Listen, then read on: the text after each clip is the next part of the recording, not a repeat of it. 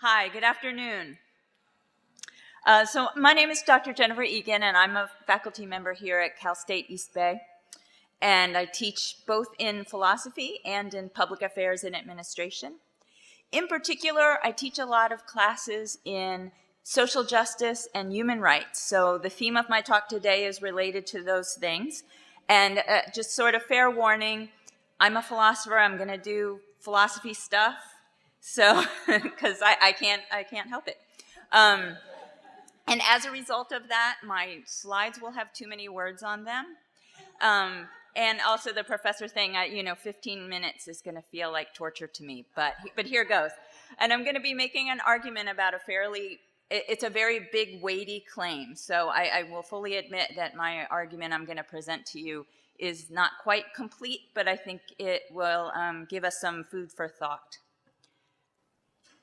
So the title of my talk is Public Higher Education is a Human Right. So that's the conclusion of my argument. I said I'm going to do philosophy stuff.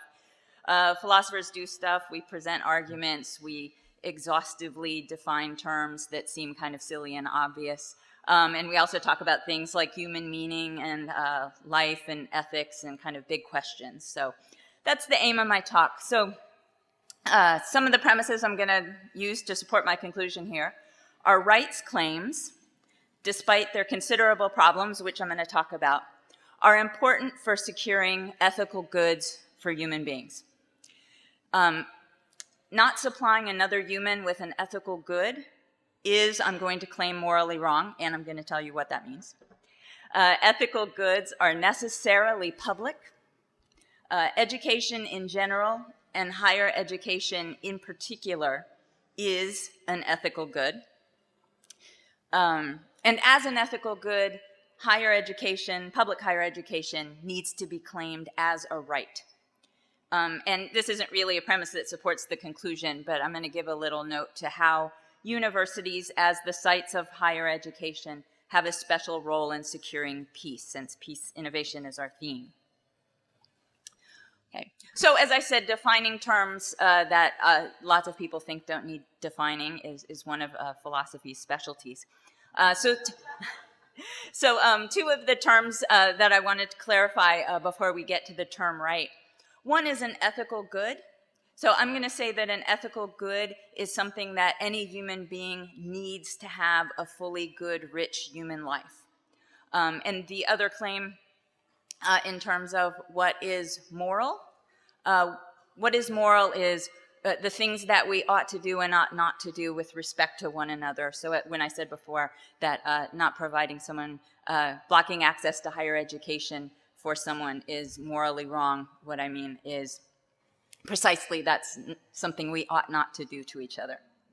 Okay. So a big term in my claim is the term right. So here's a definition of what I mean by right. Generally speaking, rights are claims that people make when they are entitled to something that no one should deny them.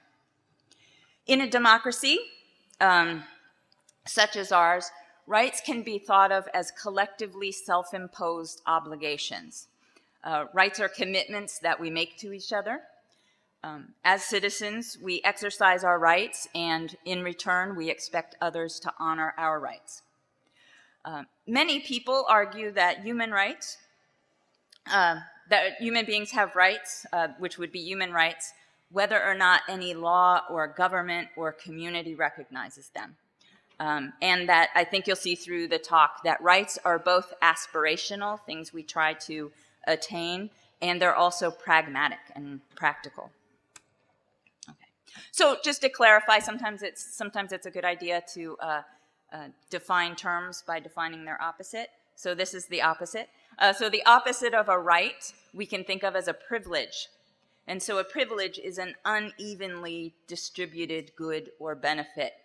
And there's nothing wrong with privileges. Hopefully we have lots of them available to us in society, but we don't all have them equally. And that they would be distributed according to something like ability, merit, hard work. Hopefully that's how they're distributed. Sometimes that's not how they're distributed. But if everyone received the same privilege, then by definition, it wouldn't really be a privilege anymore. Okay. So there's my fish on There's my little fish on stilts. So to be perfectly honest, even though I want to make rights claims, there are two significant problems with rights that I think are worthy of addressing. One is Jeremy Bentham's claim that the claim of natural rights, that somehow we have these natural rights that they're a part of us, they're embedded in us, right? These imaginary or invisible properties that we're supposed to have by virtue of our humanness. Jeremy Bentham just thought that that was silly and sort of problematic, and he has a point. So his quote here, "Natural rights is simple nonsense. Natural and imprescriptible rights, rhetorical nonsense. Nonsense upon stilts." But this rhetorical nonsense ends in the old strain of mischievous nonsense. For immediately a list of these pretended natural rights is given, and those are so expressed as to present to view legal rights. And of these rights, whatever they are, there is not, it seems, any one of which any government can, upon any occasion whatever, abrogate the smallest particle. So Jeremy Bentham was worried that this idea of natural rights that are unchangeable, unrevisable, we can't say anything about them, was a little bit silly, and he was suspicious that someone would use them to bad ends. And he has a point. I would say that in defense of rights, they are practical theoretical tools. We don't have to think of them as part of our very essence, but as agreements that we make to each other. Okay, the second problem with rights, and this is kind of true, rights are selfish. Rights are claims very often that individuals make against their communities and societies, right? They are claims that take something for myself as an individual over and against society. So here's a quote from Karl Marx. "The so-called rights of man are nothing but the rights of egoistic man, of man separated from other men and from the community. None of the so-called rights of man, therefore, go beyond egoistic man, beyond man as a member of civil society, that is, an individual withdrawn into himself and separated from the community." And sometimes it's true, rights do work like that. When someone is engaged in very unpopular speech and very unpopular protests, like, say, the neo-Nazis or the Westboro Baptist Church, they are being a little selfish, right? They are obnoxiously claiming their rights to freedom of speech over and against the community values that don't particularly appreciate them. So Marx here does have a point. However, I think there's a way to think of rights as these collective kinds of agreements, right? Things that we honor for each other, gifts that we give each other in turn, that would mitigate Marx's critique here. Okay. So the controversy. Is higher education a right or is it a privilege? So the people I'm arguing against, some of them would say, one, that education is a private matter altogether, that education should be decided by small groups of people, like families, religious communities, small groups, and that rights should have nothing to do with education at all. Some people say, like in the UN Declaration, that the education of children is a right, but not higher education. So in other words, once you're an adult, you're on your own. No one owes you anything with respect to education. You get whatever's available.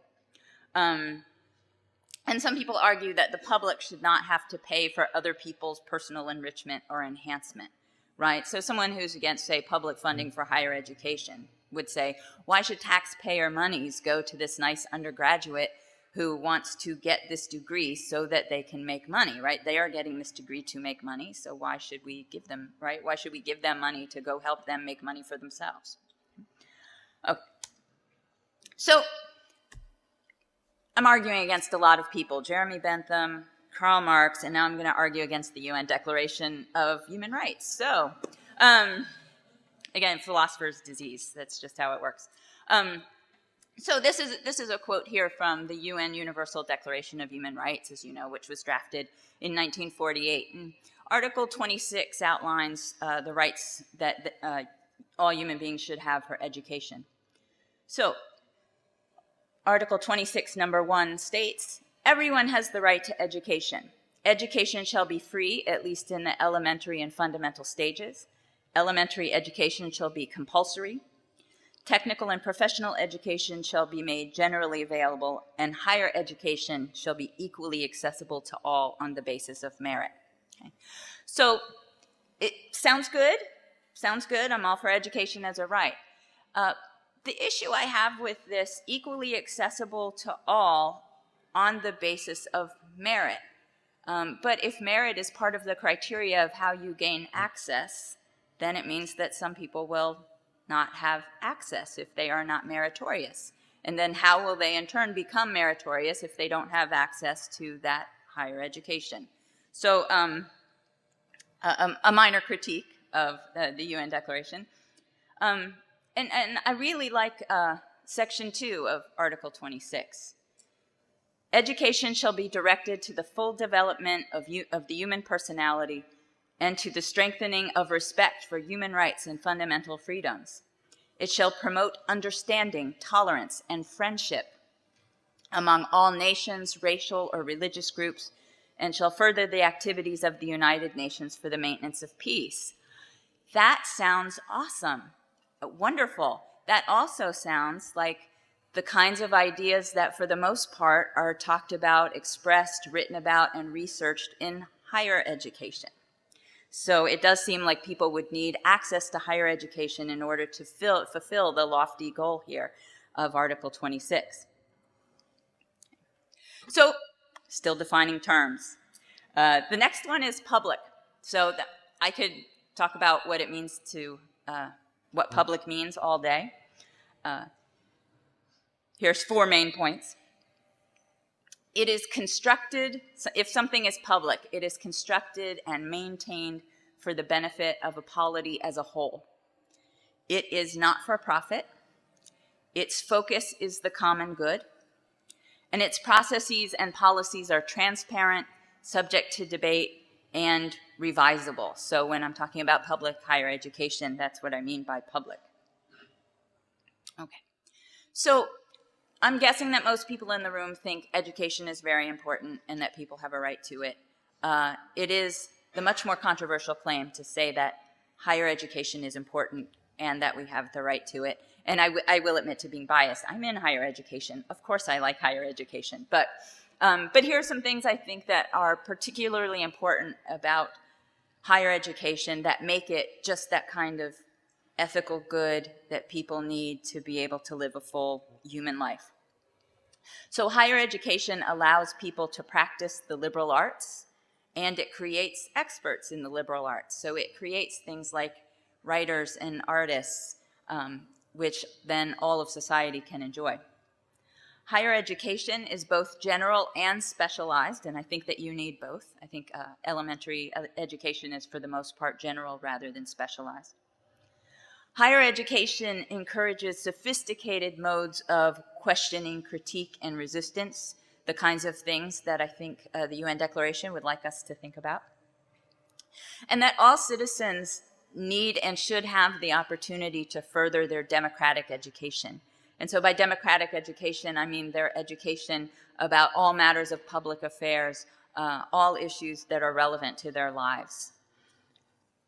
And often in higher education, that's where a lot of us find our callings, our life purpose, and our professions. You don't need higher education to find those things, but it is very often where people find their life's meanings. Okay, so I'm going to go back for a minute. This is it's a little bit of a tangent to the argument itself.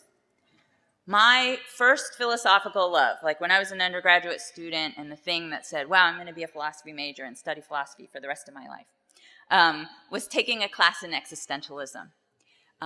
So I think that there are some insights that fuel the argument. In other words, they give it some urgency and importance, even if they might not be directly related to the claim.